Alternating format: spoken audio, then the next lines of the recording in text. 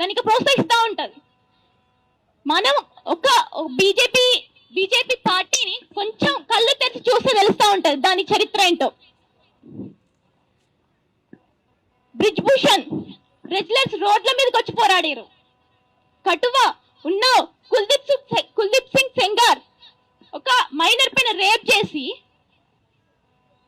ఆమె case file చేయడానికి వస్తే పోలీసులు ఏం చేశారు, ఆ కేసుని అంత మామూలుగా తీసుకోలేరు.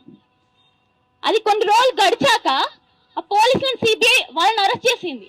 అంతేకాకుండా ఆ మైనర్ ఆ బాధితురాలు నాన్నని కస్టడీలో దెబ్బ కొట్టేసి ఆయన చంపేశారు. అంతేకాకుండా ఈమెను కూడా ఒక యాక్సిడెంట్ లో చంపడానికి ప్రయత్నించారు.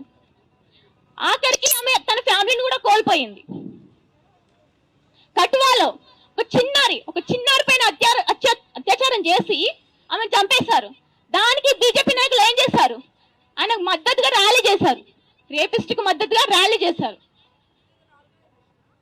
బిల్కిస్ బానో కేసులో ఏం చేశారు బీజేపీ నాయకులు, మంచి పూలదండలు వేసి ఆహ్వానించారు. రామ్ రహీం ఆసారాం వాళ్ళని బయటకు రప్పించి ఎన్నోసార్లు పరారులో ఉంచారు. ఎన్నికల ముందు మనం చూసాం. ఇలా చెప్పుకుంటూ పోతే వాళ్ళు బీజేపీకి ఒక చరిత్ర ఉంటది. ఆయన అన్నాడు కదా ఇక్కడ, రేపు ఒక రాజకీయ అస్త్రం అన్నాడు సావర్కర్. దాన్నే ఫాలో అదే దానికి బీజేపీకి అలాగే నడుస్తా ఉంది.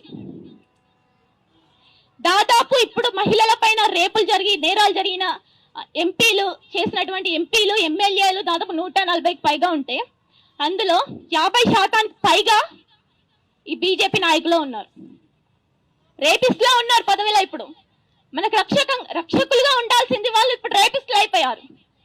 ఇది మామూలు విషయంగా ఇప్పుడు మనకు కనిపిస్తా ఉంది. ఇప్పుడు 3 రోజుల నుంచి బయట నడుస్తున్న మెయిన్ స్ట్రీమ్ మీడియా ఇది హనీ ట్రాప్ లాగా చూపిస్తా ఉంది. దానికి తొత్తులుగా ఉన్న మెయిన్ స్ట్రీమ్ మీడియా వాళ్ళకి తొత్తులుగా ఉంది. పెట్టుబడిదారి వ్యవస్థకు ఫాసిస్ట్ బీజేపీ ప్రభుత్వానికి తొత్తులుగా ఉంది. ఇప్పుడు ఈ సీఎం రేవంత్ రెడ్డి కూడా ఈయనకి పెద్ద తేడా లేదు. మహిళల గురించి మాట్లాడుతూ ఉంటాడు, గొప్పలు మాట్లాడుతూ ఉంటాడు, స్కీమ్స్ తీసుకొస్తా ఉంటాడు. ఎక్కడ పోయినాయి? ఇన్ని రోజులు కలిసి ఇంకా అరెస్ట్ చేయకుండా ఏం చేస్తున్నారు రేవంత్ రెడ్డి? ఇవాళ స్పెషల్ టీం అంటే ఇవాళ పట్టించుకుంటున్నా అన్నాడు. ఇంకేమన్నాడు? నిన్న అసలు కేసు తీసుకోవాలంటే ఏమన్నాడు రేవంత్ రెడ్డి? యాక్చువల్ గా వాళ్ళు బిజీగా ఉన్నారు, పోలీసులందరూ మోడీ పర్యటనలో వాళ్ళందరూ బిజీగా ఉన్నారు, మోడీకి రక్షణ కావాలి కదా, భద్రత కల్పించడంలో పోలీసులు బిజీగా ఉన్నారు అంటున్నారు. ఒక పోక్సో కేసులో అరెస్ట్ అయిన నిందితుడిని అరెస్ట్ చేయకుండా న్యాయం చేయకుండా పోలీసులు బిజీగా ఉన్నారు.